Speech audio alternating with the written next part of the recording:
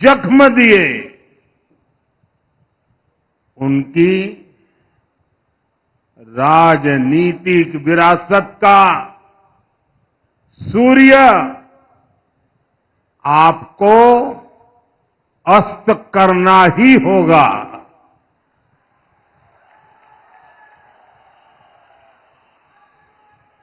और इसके लिए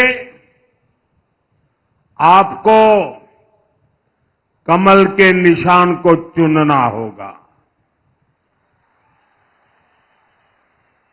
ये भाजपा ही है जो आपके हितों को प्राथमिकता देती है। ये भाजपा ही है जिसने आपके साथ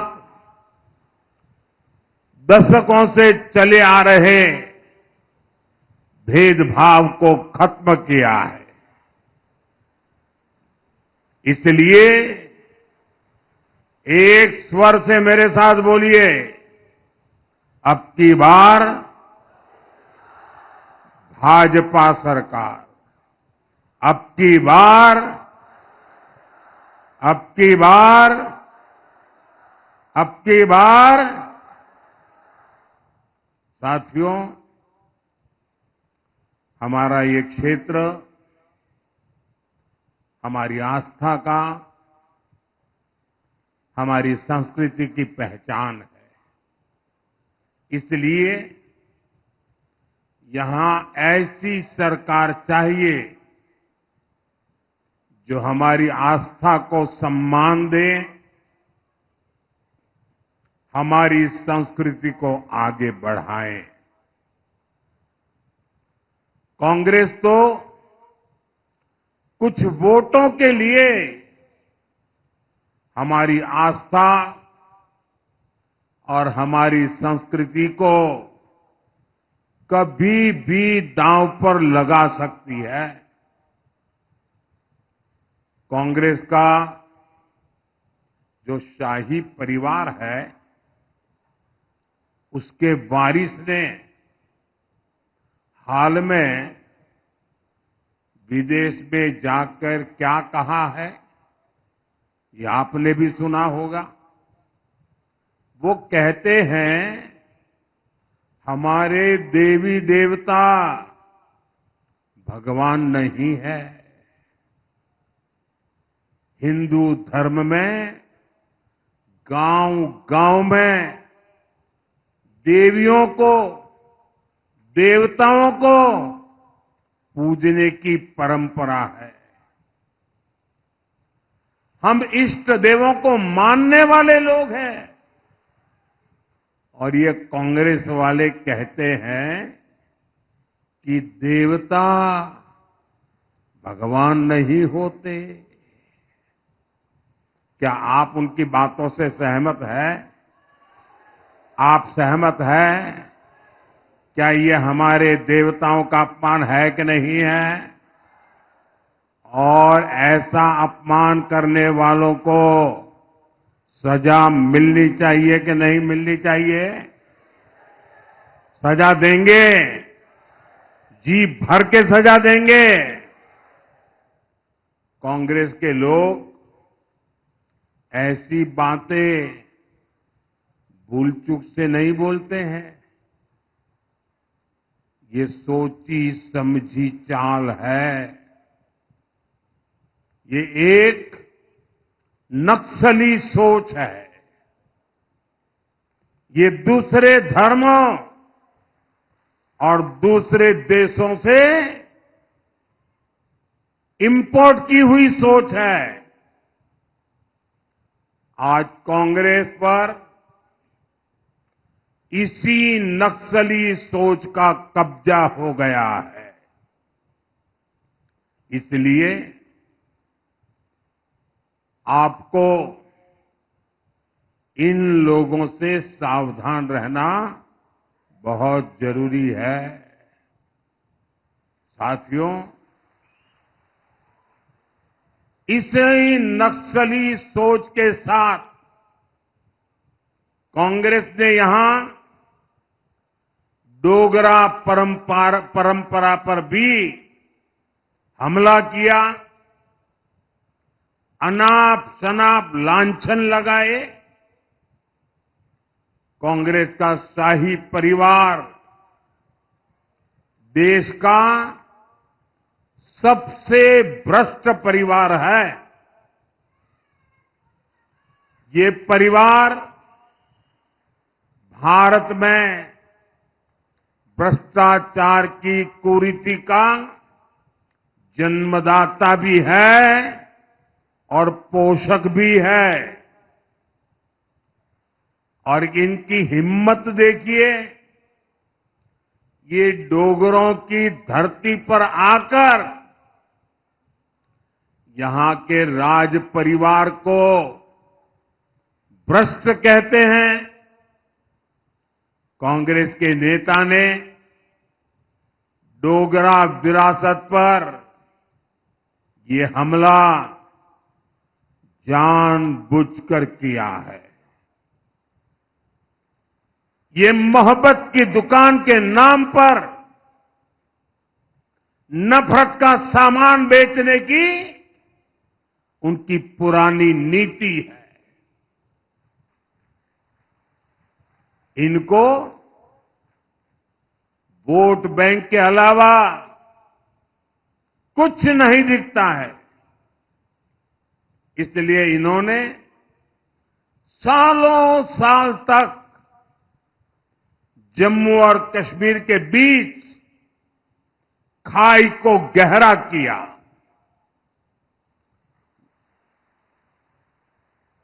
जम्मू के साथ हमेशा हमेशा भेदभाव किया, जबकि बीजेपी ने महाराजा हरि सिंह के जन्मदिवस पर छुट्टी घोषित कर इस महान विरासत को सम्मान दिया है। हमने जम्मू को विकास की नई धारा से जोड़ा है। साथियों, रियासी और उधमपुर के साथ कांग्रेस नेशनल कॉन्फ्रेंस और पीडीपी ने कैसा सौतेला व्यवहार किया है, ये आप मुझसे ज्यादा जानते हैं। अटल जी की सरकार के समय चेनाब ब्रिज स्वीकृत हुआ था, लेकिन कांग्रेस एनसी की सरकार ने इसकी फाइल को दबा दिया। आपने मोदी को और भारतीय जनता पार्टी को ये काम सौंपा। आज ये शानदार पुल सुविधा के साथ साथ आकर्षण का भी केंद्र बना हुआ है। पेरिस के जिस एफिल टावर की इतनी चर्चा होती है, जहां लोग सेल्फी खींचने जाते हैं, ये चेनाब ब्रिज उससे भी कई फीट ऊंचा है। आज दुनिया भर में हमारे खूबसूरत चेनाब ब्रिज की तस्वीरें छाई हुई है। साथियों, भाजपा कैसे काम करती है, इसके साक्षी कटरा के आप सभी लोग हैं। जब हमने देश में वंदे भारत जैसी सेमी हाई स्पीड ट्रेन चलाने का फैसला किया, तो शुरुआती ट्रेन कहां से चली?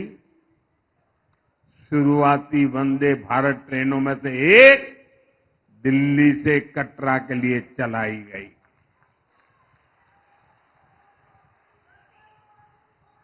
आज दो दो वंदे भारत ट्रेनें यहां दिल्ली से पहुंचती है।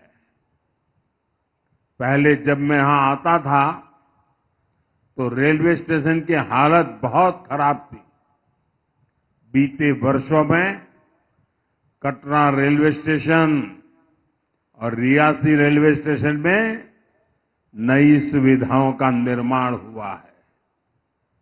आज उधमपुर और रामबन की दूरी लगभग सिमट गई है।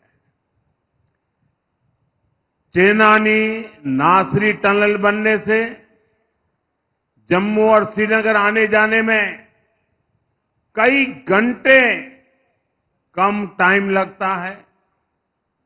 ऐसी कई टनल जम्मू कश्मीर में बन रही है, जिससे हमारा ये राज्य देश के सबसे कनेक्टेड राज्यों में से एक बन रहा है।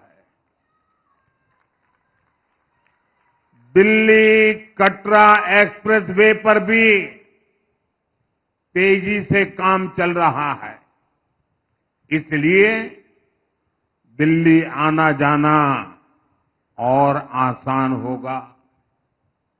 इससे यहां फल और सब्जी के किसानों को भी बड़ा बाजार मिलेगा।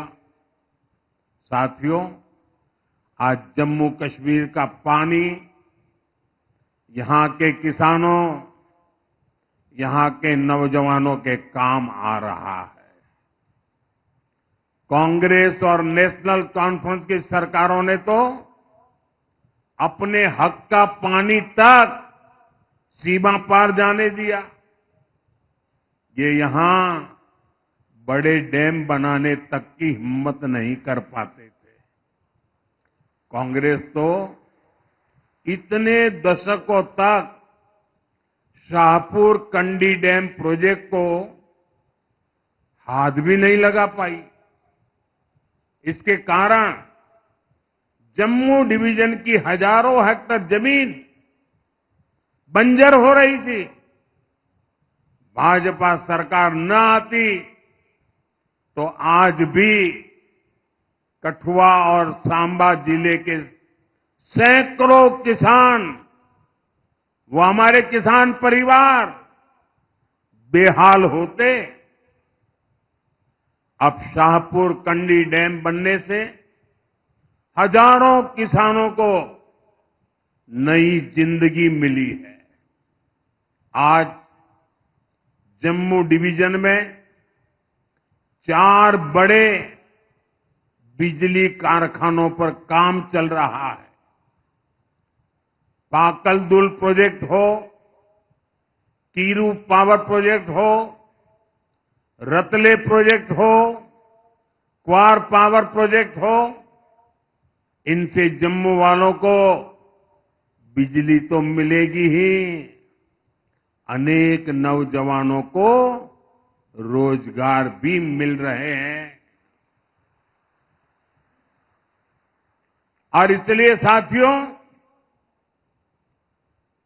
ये ऊर्जा के क्षेत्र में क्वार पावर प्रोजेक्ट हो, इनसे बहुत बड़ा लाभ होने वाला है। इस क्षेत्र में अच्छी स्वास्थ्य सेवाओं की बहुत समस्या रही है।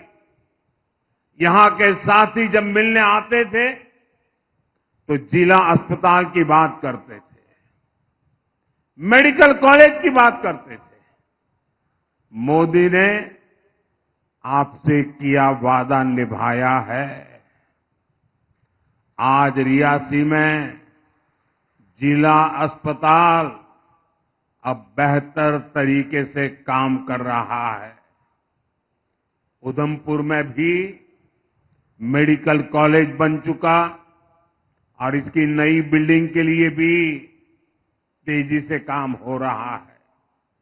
अभी आप सभी को आयुष्मान भारत के तहत 5 लाख रुपए तक के मुफ्त इलाज की सुविधा मिलती है। अब जम्मू कश्मीर ने ऐलान किया है कि सरकार बनने के बाद वो 7 लाख रुपए तक का इलाज मुफ्त करवाएगी।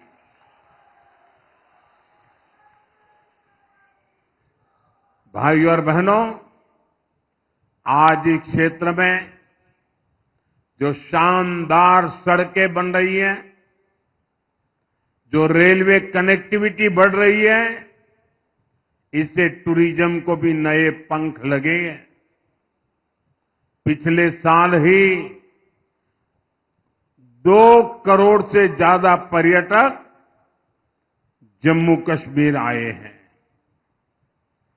पिछले साल 95 लाख श्रद्धालु तो यहां माता रानी के दर्शन करने आए थे। इससे हमारे छोटे छोटे दुकानदारों, फल फूल बेचने वालों, किसानों, ऑटो टैक्सी चलाने वालों, सबको फायदा हुआ है।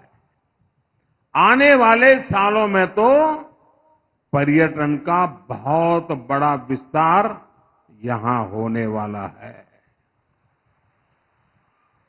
जम्मू और पटनी टॉप पर रोपवे शुरू हो चुके हैं। बसोली टूरिस्ट डेस्टिनेशन को एडवेंचर टूरिज्म के रूप में तैयार किया जा रहा है। यहां उधमपुर में देविका रिवर फ्रंट का काम भी जल्द ही पूरा होने वाला है। तो प्रधानमंत्री नरेंद्र मोदी को आपने सुना, कटरा से एक जनसभा को संबोधित करते हुए कांग्रेस पर, राहुल गांधी पर उन्होंने हमला बोला है। मोहब्बत की दुकान के नाम पर नफरत फैला रहे हैं, यहां तक कहा प्रधानमंत्री मोदी ने।